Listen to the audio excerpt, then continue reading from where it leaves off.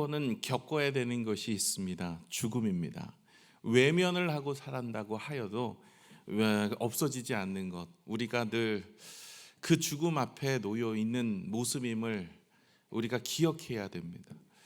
여러분에게 질문 하나 할게요. 오늘 이동호 목사님이 그 아들에게 질문했던 내용처럼 오늘 저녁에 갑자기 하나님께서 여러분을 데려가실 때인데, 만약에 여러분을 데려가실 그때인다면 여러분은 주님을 만날 준비가 되어 있습니까?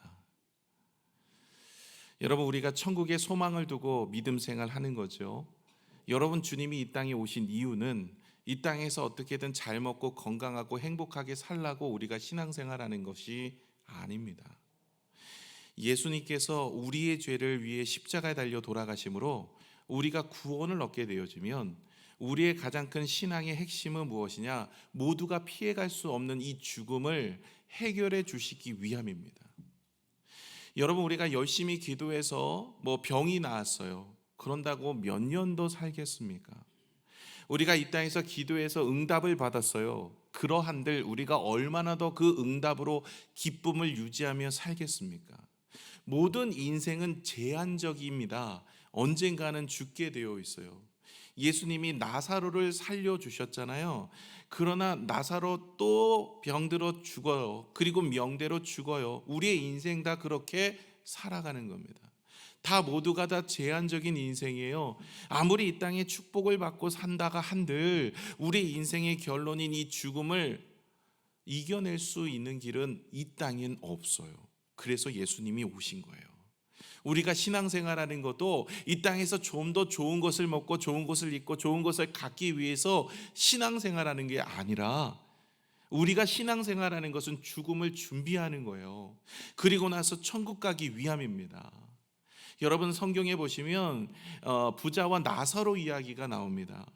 부자는 이 땅에서 호의호식하다가 그렇게 살았어요. 그러고 지옥을 갔습니다. 영원한 형벌에 놓여 있어요. 다시는 천국으로 갈 수 없는 길입니다. 그곳에는 불못이 있고 고통이 있고 아픔이 있는데 영원해요. 예수 믿지 않으면 다 그곳 가는 거예요. 그러나 나사로는 이 땅에서 거지로 살았어요. 그러나 그 마음엔 믿음이 있었어요. 그리고 이 땅에서 살고 나서 천국에서 아브라함 품에 안겼습니다. 천국에서 하나님의 자녀의 그 축복의 은혜를 누리며 살았습니다. 그리고 영원토록 그 축복을 누리게 돼요. 누가 더 불행한 인생일까요? 이 땅에서 호의호식하며 잘 살지만 하나님을 모르고 살았던 그 부자는 가장 불행한 인생을 사는 거죠.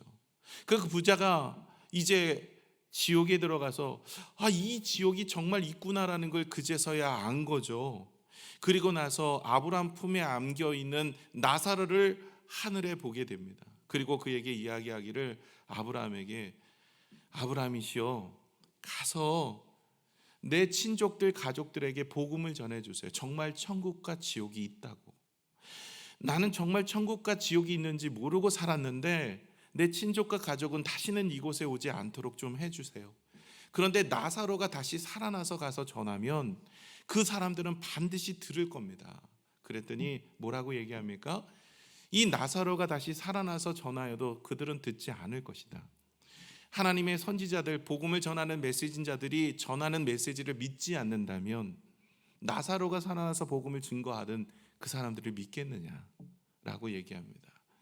그렇죠. 여러분, 예수님이 나사로를 살렸던 기적을 경험했는데 그 사내들인 공의원들, 대제사장들, 제사장들, 서기관들은요, 오히려 나사로 다시 살아났다니까 걔 잡아 죽여라 그러고 있다니까요.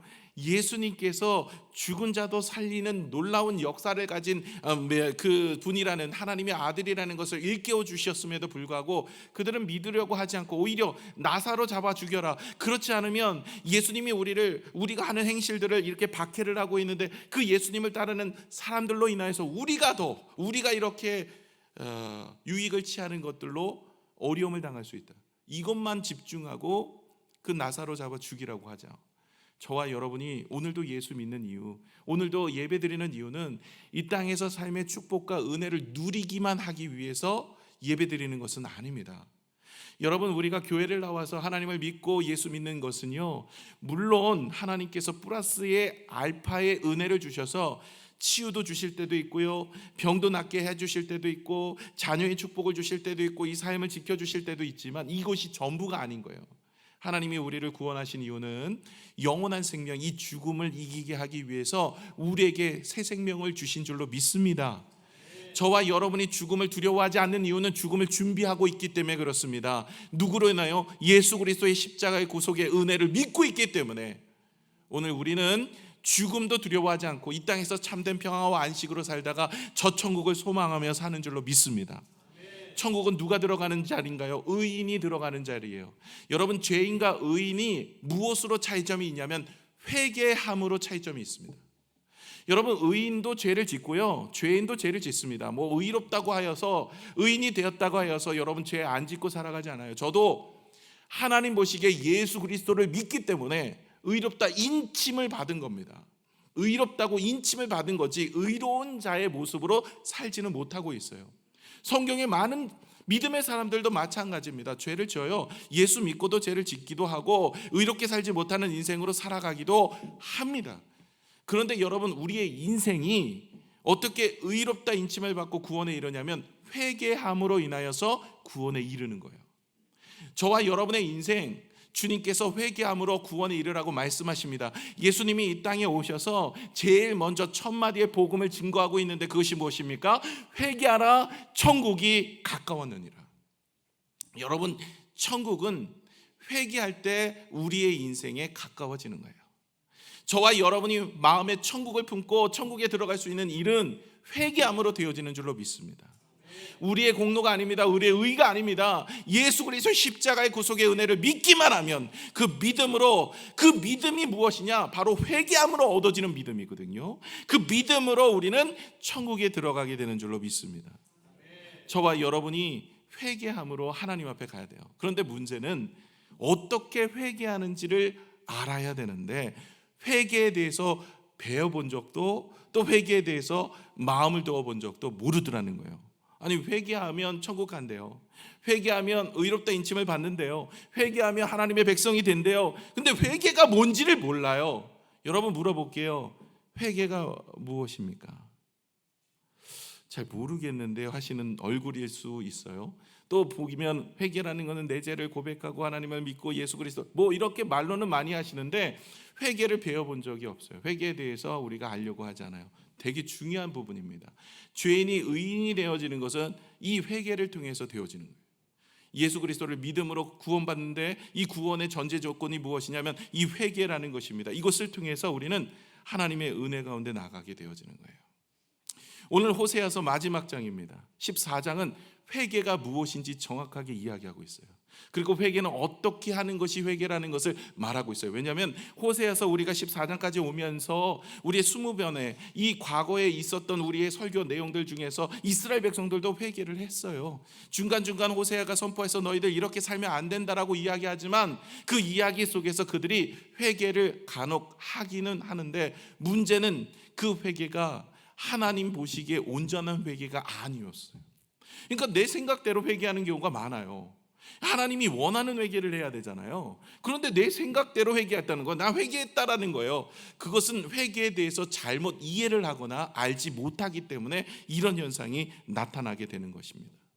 오늘 이 호세아서 14장이 이제 마지막 장인데요. 두 부분으로 나눠져요. 크게 위에 부분은 회개에 대해서 주님이 권면하는 내용이고요, 밑에 부분은 이 회개한 자들에게 주시는 축복, 회복에 대한 이야기입니다. 그래서 오늘 이 14장 회개와 회복에 대한 이야기 함께 나누어 보고자 하는 거예요. 회개를 큰 것으로 살펴보면 무엇이냐면 주님께 돌아오라라는 뜻입니다. 주님께 돌아오라. 저와 여러분이 주님께 다시 돌아가는 것이 회개입니다. 저 크게 큰 맥락으로 본다면 세상 길을 걷고 죄악 길을 걷다가 우리가 이제는 주님의 말씀으로 돌아가고 하나님의 예배 자리로 돌아가고 우리가 기도의 자리로 돌아가고 하나님 은혜 자리로 돌아가고 다시 주님을 바라보는 믿음의 모습, 돌아가는 것이 회개에 있어서 큰 둘레 안에 있습니다. 그 내용들을 우리가 살펴볼 텐데요. 여러분, 성경에 보시면 이 탕자의 비유가 나와요. 탕자. 이 탕자는요, 아버지의 유산을 가져다가 허랑방탕하게 사용합니다. 그리고 나서 다 잃어버렸어요. 누구도 음식을 주지 않습니다. 대지의 쥐염 열매를 먹으면서 배를 채우려고 했는데도 대지의 쥐염 열매를 주는 자가 없어요. 이제 이렇게 살다가 보면 굶어 죽을 것 같아요. 그래서 이 탕자가 생각을 해낸 게, 아버지의 종들은 적어도 이렇게 굶어 죽지는 않는데 내가 아들로 가는 것은 체면은 안 쓰고 체면은 없고 이 아버지의 종으로 들어가야 되겠다. 그러고 돌아갑니다. 돌아갈 때 아버지께서 그 탕자를 맞이해 주시잖아요. 여러분, 탕자의 가장 중심의 핵심은 돌아감입니다. 만약에 탕자가 돌아가지 않고 후회하고 회개를 안 해요. 돌아가지를 않아요. 그냥 후회하고 마치는 인생이었다.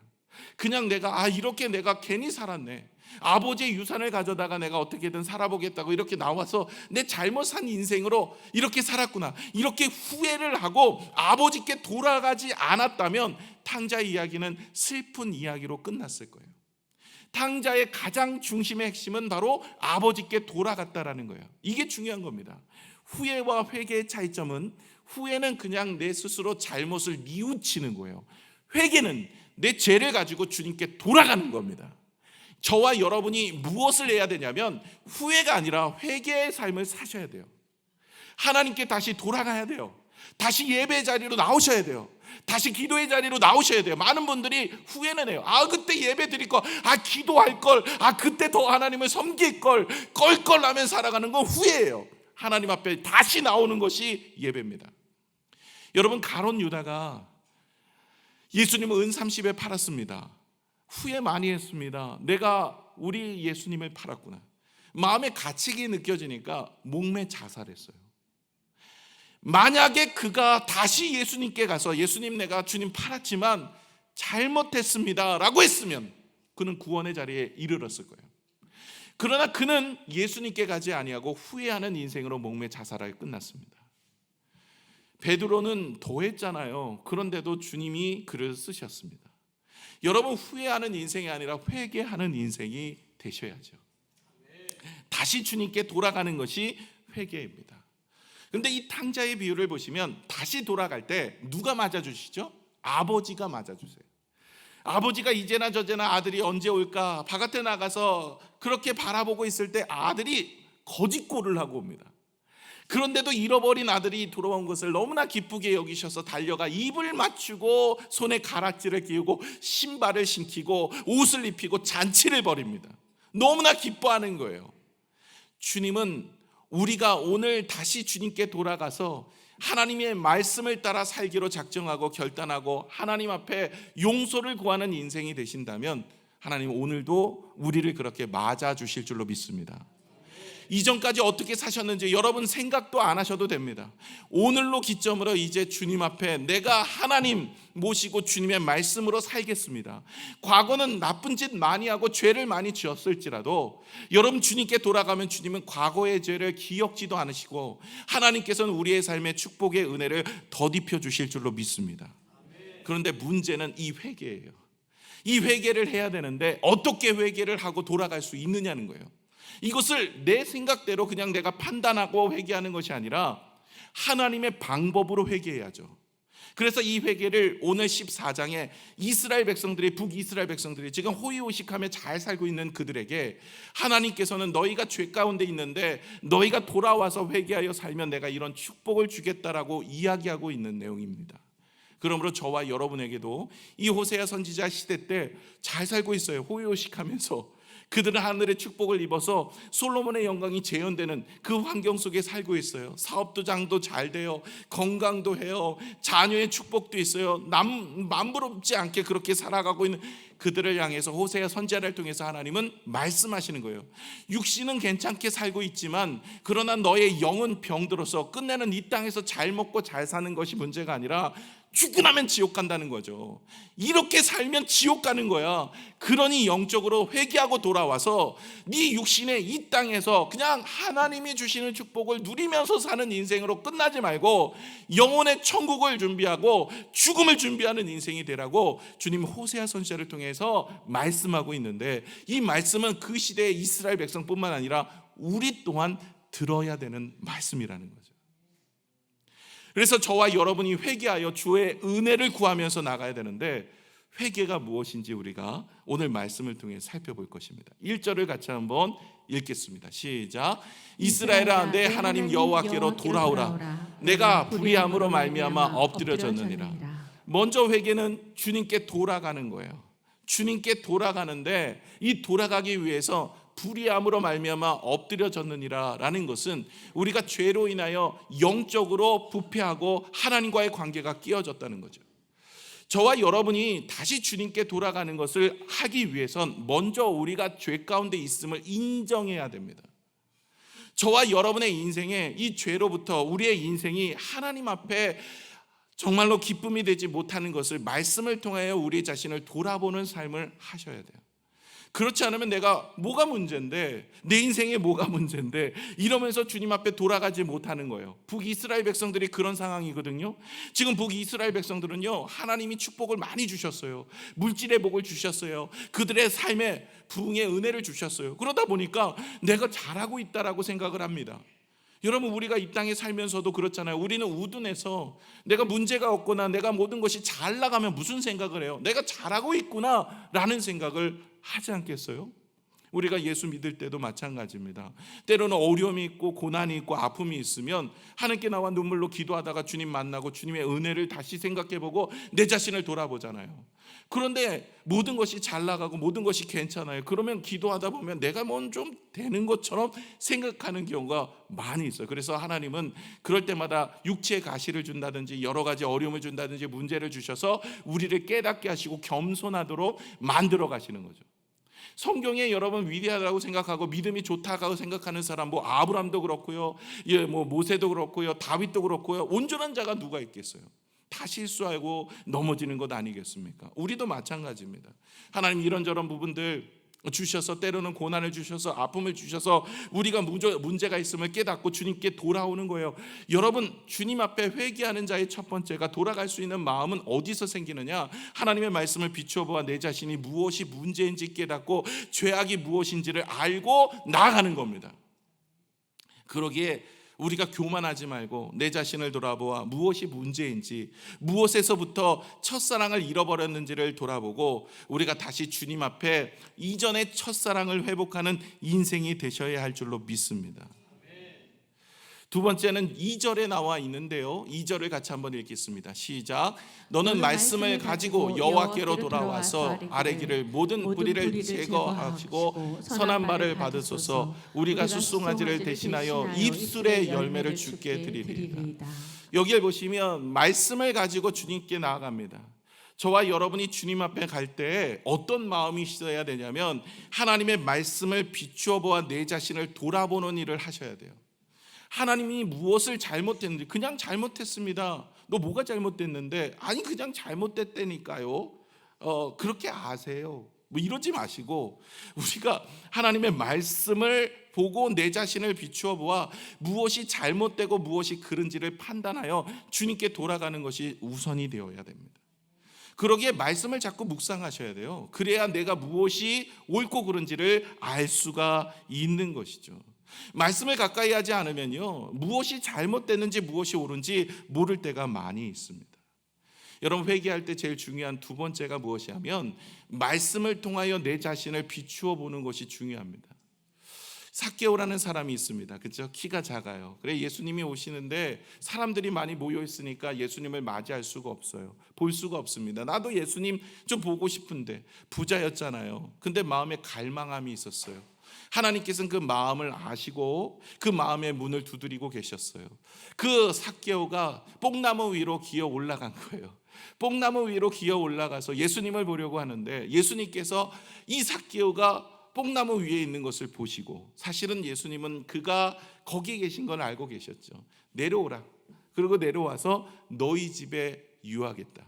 그래서 삭개오의 집에 들어가게 됩니다. 그런데 사람들이 수군거리기 시작합니다. 왜요? 삭개오는 세리장이었어요. 당시의 세리는 그렇게 환영받는 직종은 아니었습니다. 사람들에게 갈취를 하고 세금을 뜯어서 로마에 어느 정도 상납을 하고 나머지는 얼마를 뜯어내든 자기가 취해도 로마에서는 전혀 개의치 않았어요. 그래서 많은 돈을 뜯어서, 많은 돈을 갈취해서 로마에게는 어느 정도 드리고 자기의 것을 불려갔던 사람들이 세리였어요. 그것도 오늘 삭개오는 세리장이었어요. 그의 집에 예수님께서 가겠다라고 하니까 사람들이 이 죄인의 집에 주님이 가신다고 수군거리기 시작합니다.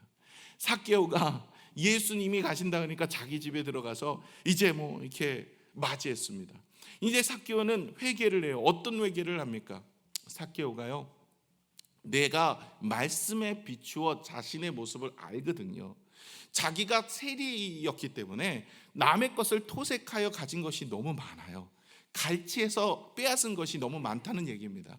그러다 보니까 그가 회개하는데 말씀에 비추어 회개를 합니다.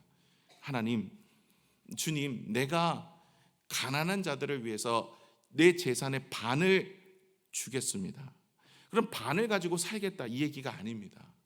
그는 뭐라고 얘기합니까? 반은 내가 토색한 일이 있는 자들, 그러니까 갈취해서 얻은 자들의 그 사람들을 찾아가서 4배나 갚겠습니다. 원래 말씀에 비추면 2배입니다. 위로차. 내가 그 사람의 것을 뺏었어요. 그럼 그 사람을 위로해 주는 마음으로 2배를 갚아주는 거예요. 그런데 삭개오는 4배나 갚겠습니다. 그러면요, 여러분, 세리가 자기 것을 이 배를 불려갖고 이렇게 세리장이 될 정도가 되면 거의 다 갈취한 거예요. 그러니까 사실은 그의 재산의 반을, 그렇게 하면 오히려 남는 것도 없을 뿐만 아니라 오히려 빚을 질 수도 있어요. 근데 왜 이렇게 하냐면, 여러분, 하나님께서는 언제나 무엇을 원하십니까? 욥기 42장에 보시면 여러분, 욥의 친구들의 이야기를 말씀하고 있어요. 이번 주 금요일 날 이제 욥기 강해가 다 끝났어요.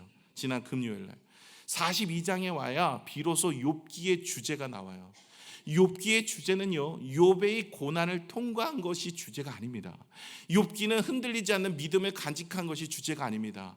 욥기의 주제는 예수 그리스도예요. 그것은 지난주 우리 엊그제 금요일 저녁 말씀으로 제가 풀어드렸습니다. 그런데 이 욥기에서 이 하나님께서 나타나셔서 욥의 친구들을 책망을 하세요. 근데 이 욥의 친구들을 책망을 하시는데 그 무엇을 책망하냐면, 욥이 그 부지 중에 혹은 자기 죄로 고난받은 것이 아니잖아요. 그런데 친구들은 와서 욥을 정죄했어요. 욥의 마음을 아프게 만들었어요. 그리고 하나님에 대해서도 잘못 전하고 있었어요. 그래서 하나님이 화가 많이 나셨어요. 진노하셨습니다. 그래서 이 욥의 친구들을 책망하시면서 하나님이 진노하시려고 하셨어요. 그랬는데 이 욥의 친구들을 진노하시려고 하셨던 하나님이 용서의 방법을 이야기해 줍니다. 네가 진노를 피할 수 있는 방법은 이것이다. 숫소 7마리와 순양 7마리를 가지고 욥에게 가라. 그리고 욥에게 용서를 구하고 욥이 너희들을 위해서 번제를 드리면 내가 너희들을 용서할 것이다 라고 얘기해요. 여러분, 이건요, 이 하나님 앞에 용서를 구할 뿐만 아니라 내가 범죄했던 사람을 찾아가서 용서를 구하고 하나님께 나오라는 거죠. 여러분, 그 성막 구조를 보시면 물두멍이 놓여 있는 데가 성막 입구입니다. 거기에 손을 씻으면서 형제에게 했던 죄악이 생각나거든, 형제와 다투었던 것이 생각나거든, 네가 제사를 드리기 전에 그에게 가서 화해를 청하고 와서 용서를 구하고 그리고 와서 제사를 드리라고 얘기합니다. 하나님의 방법은요, 하나님께 회개했다고 끝나는 게 아니에요. 네가 나가서 범죄하거나 죄를 범하거나 혹은 네가 다른 사람의 마음을 아프게 했다면 그들을 찾아가서 용서를 구하고 그리고 하나님 앞에 나가서 제사를 드리며 하나님이 용서해 주시는 거예요. 그래서 주기도문에도 나온 것처럼 내가 다른 사람들을 용서한 것처럼 하나님 나를 용서하여 주옵소서가 될 수가 있는 거예요. 저와 여러분이 오늘도 그 마음을 가지시는 것이 회개입니다. 회개는 하나님께만 하는 것이 아니라 우리가 잘못한 일이 있으면 돌이켜서 그 사람을 위로하고 그 사람과 화해를 청하고 그 사람을 사랑과 함께하는 겁니다. 삭개오는 그렇게 하고 있는 거예요. 반이라는 제사는 내가 토색한 일이 있으면 4배나 갚겠습니다. 4배 갚다가 그의 인생이 끝날 수 있어요. 오히려 더 가난해질 수도 있어요. 그러면서 이제는 그렇게 살겠습니다라는 고백입니다. 말씀을 비추어 보아 자신을 돌이키며 결단하는 내용이지요. 저와 여러분이 오늘도 그런 마음 가지고 예배하셔야 됩니다. 오늘 이 2절에 보시면 또 그런 얘기가 나오죠. 숫송아지를 대신하여 입술의 열매로 드리겠다. 숫송아지를 대신하여. 당시에 번제를 드릴 때 숫송아지로 드렸습니다.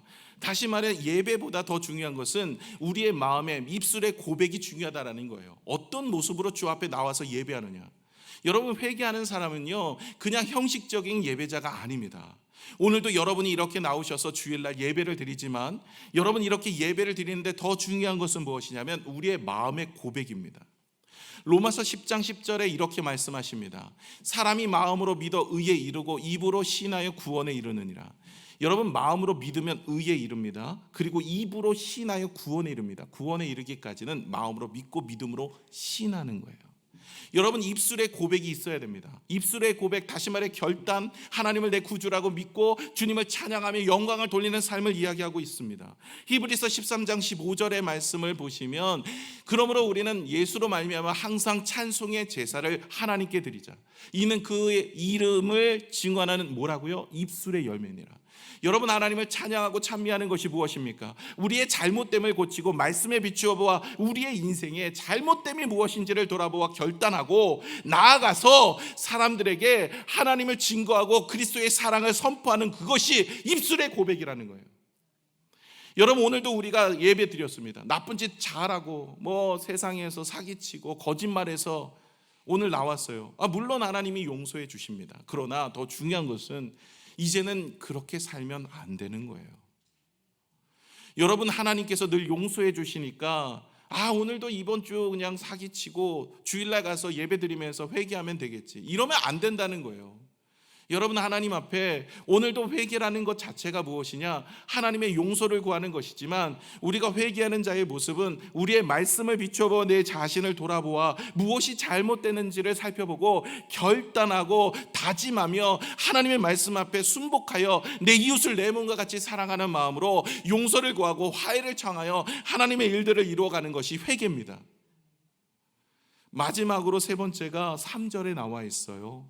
우리 같이 3절 읽을까요? 시작. 우리가 아수르의 구원을 의지하지 아니하며 말을 타지 아니하며 다시는 우리의 손으로 만든 것을 향하여 너희가 우리의 신이라 하지 아니하오니 이는 그와가 주로 말미암아 국류를 얻음이니라 할지니라. 아멘. 세 가지를 이야기하고 있죠. 먼저는 아수르의 구원을 의지하지 않는 거예요. 이건 여러분, 세 번째는요 죄에서 떠나라 이 얘기입니다.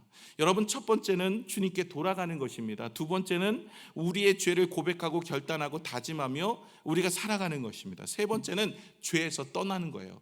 여러분, 아무리 회개해도요 죄에서 떠나지 않으면 다시 원위치가 됩니다. 그렇기 때문에 여러분, 우리가 죄에서 떠나는 것이 세 번째가 중요합니다. 여러분, 3절을 보시면 첫 번째가 아수르의 구원을 의지하지 아니한다라고 되어 있어요. 북이스라엘이요 지금 아수르를 의지해서 의기양양합니다. 아수르가 대국이었었거든요. 그 아수르가 우리를 지켜줄 것이다, 우리도 아수르와 같은 대국이 될 수 있다, 지금 호황기를 누리고 있기 때문에 그런 생각을 할 수 있는 거죠. 여러분, 우리가 의지할 대상은 누구입니까? 오직 예수 그리스도밖에 없는 줄로 믿습니다. 여러분, 다윗이요 골리앗 앞에 서 있습니다. 다윗은 너는 칼과 창과 단창으로 나에게 나오지만 나는 만군의 여호와의 이름으로 나아간다라고 했습니다.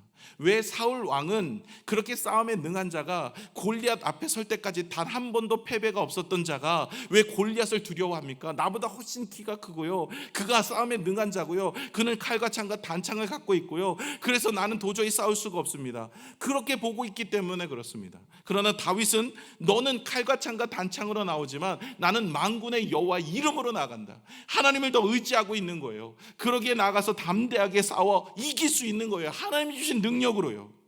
아수르는 우리를 구원하지 못합니다. 그런데 이 사람들은 아수르를 의지하고 있어요. 저와 여러분도 그런 인생 살 수 있어요. 하나님을 의지해야 되는데 자꾸만 세상을 의지해요. 권력을 의지해요. 돈을 의지해요. 세상의 것들을 의지해요. 그것이 나를 지켜줄 것 같아요. 여러분, 지켜주던가요? 죽음 못 지켜줘요. 아무리 돈을 많이 벌어도, 아무리 좋은 학벌을 가지고 있어도 여러분, 우리를 지켜줄 분은 오직 예수 그리스도 한 분이신 줄로 믿습니다. 하나님만 의지해야 되는 거예요. 그리고 말을 타지 않겠대요. 군사력입니다. 말을 타지 않는다. 당시에는 이 말을 탄다는 것은 군사력을 의지하는데요, 여러분, 이것은 내 힘과 능력을 의지하는 것입니다. 내가 가지고 있는 힘, 내가 가지고 있는 능력 의지하지 않고 이제는 하나님만 의지하겠습니다. 이 믿음으로 살아야 할 줄로 믿습니다.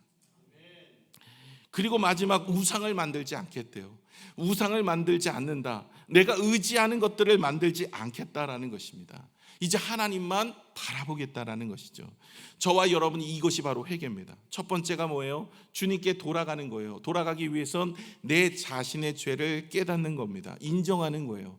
두 번째는 하나님의 말씀을 비추어 보아 내 자신이 무엇이 잘못됐는지를 보고 하나님 앞에 결단하고 하나님을 높이고자 하는, 하나님께 영광을 돌리는 우리의 삶의 모습이에요. 세 번째는 이제 죄에서 떠나는 거예요. 이것이 진정한 회개입니다. 회개는 그냥 기도하는 자리에서 하나님 내가 잘못했습니다. 하나님 내가 내 이웃을 사랑하게 해주세요. 사랑하지 못했습니다. 끝. 이게 아닙니다. 만약에 사랑하지 못했고 그 사람을 용서하지 못했다면 그 사람을 찾아가는 거예요. 그리고 그 사람에게 용서를 구하는 거예요. 그리고 용서하지 못한 마음이 있으면 그 마음을 하나님 앞에 내어놓고 용서하는 겁니다. 이것이 진정한 회개고 뿐만 아니라 죄에서 떠난 거예요. 내가 의지했던 모든 것에서 이제 하나님으로 바꾸는 거예요. 내가 이제는 하나님만 의지하고 살겠습니다. 이전엔 돈을 의지하고 세상을 의지하고 사람을 의지하고 내 계획을 의지하고 내 경험을 의지했지만 이제는 하나님만 의지하고 살겠습니다. 이게 회개인 거예요. 여러분 회개하셨습니까? 여러분 회개하고 오늘 이 자리에 계십니까? 여러분 주님을 만날 준비는 되셨습니까? 여러분 우리가 오늘 우리의 말씀 앞에서 우리 자신을 돌아보셔야 돼요. 북이스라엘 백성들 잘 먹고 잘 살았어요. 모든 것이 부족함이 없었어요. 자기는 하나님이 인정한 사람이라고 생각했어요. 그들은 숫송아지를 가지고 제사를 드리기는 했지만 형식적인 제사였어요. 입술에 열매가 없었어요. 삶의 변화도 없었어요. 그들은 그렇게 하나님만을 섬기며 살았어요. 그러기에 천국 갔는데 생명책에 자기 이름이 없는 거예요. 나중에 끝낸 지옥에 들어가 고통뿐이 없는 그 삶이 되어지는 것입니다.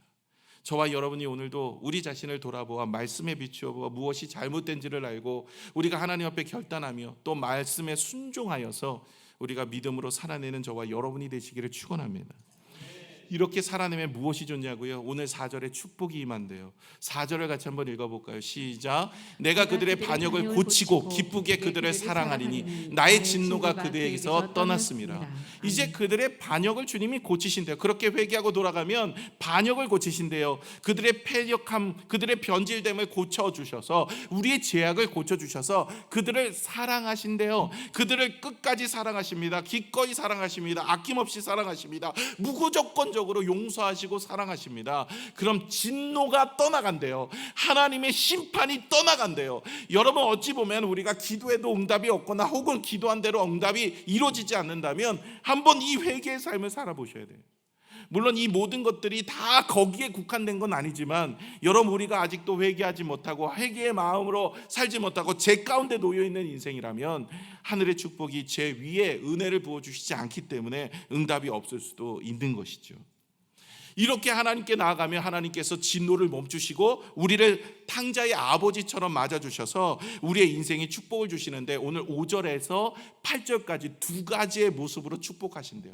자, 5절에서 7절 읽겠습니다. 시작. 내가 이스라엘에게 이슬과 같으리니 그가 백합화같이 피겠고 레바논 백합목같이 뿌리가 박힐 것이라.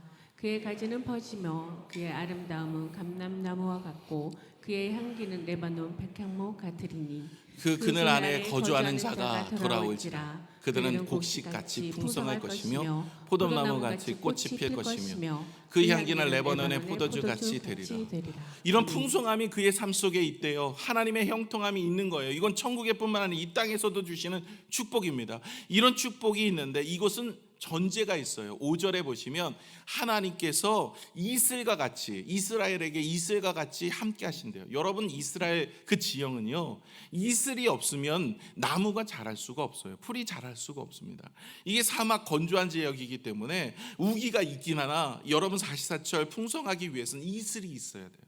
그래서 하나님은 말씀하십니다. 내가 너희에게 때를 따라 주는 말씀의 축복을, 그리고 삶의 축복을 내가 너와 함께하여 지켜줄 것이다. 이슬과 같이 매일매일 너와 동행할 것이다 라는 거예요. 살아계신 하나님, 만군의 여호와 하나님이 우리를 지켜주시되 이슬처럼 날마다 우리를 흡족히 채워주십니다. 이런 축복을 주신대요. 그리고 8절에 무슨 얘기를 하냐면 이제 푸른 잣나무 같이 우리를 세워주신대요. 한번 읽어볼까요? 에브라임의 말이 내가 다시 우상과 무슨 상관이 있으리요 할지라 내가 그를 돌아보아 대답하기를 나는 푸른 잣나무 같으니 내가 나로 말미암아 열매를 얻으리라 하리라. 이제 하나님께서 그들을 푸른 잣나무처럼 만들어 주시는데 키가 크고 향기롭고 강한 생명력이 있고 열매가 풍성하여 모든 이들을 이롭게 만드는 거예요. 여러분, 하나님께서는 이와 같은 형통을 허락하여 주신다고 말씀하십니다. 회개하면 뭐가 좋냐고요?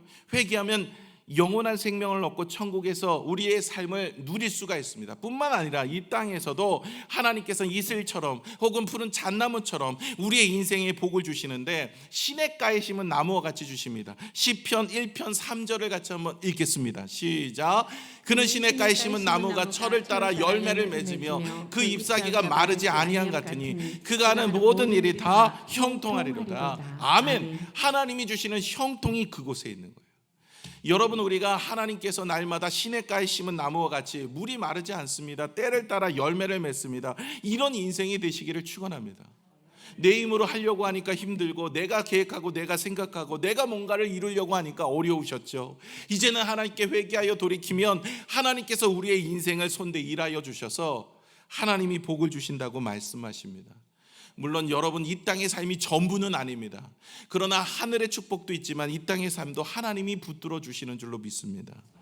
그런 인생이 의인이래요. 그 의인의 이야기를 오늘 14장 9절 이렇게 이야기하고 결론을 맺고 있습니다. 의인은 누구인가?